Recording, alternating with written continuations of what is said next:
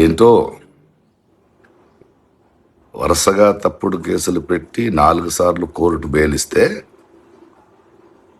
UAPA వాడి ఒక యూట్యూబర్ని రిమాండ్లోకి పంపిస్తారా?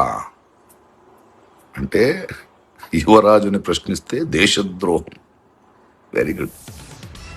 ఇది ప్రశ్నించే గొంతుల్ని నొక్కడానికి మీరు చేస్తున్న కుట్రమని అందరికీ క్లియర్గా అర్థమైంది.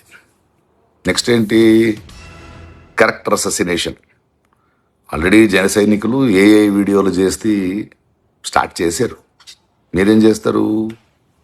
వాడి ఫోన్ మీ దగ్గర ఉంది, అందులో ఉన్న పర్సనల్ ఇన్ఫర్మేషన్ని వక్రీకరించి దాన్ని లీక్ చేస్తూ ఆయన్ని ఇబ్బంది పెడుతూ ఆ మూలంగా ఆయనకి అండగా నించున్న వాళ్ళని మరి ఎన్నో ప్రశ్నించే గొంతుల్ని భయపెట్టడానికి ప్రయత్నం చేస్తారు కదా.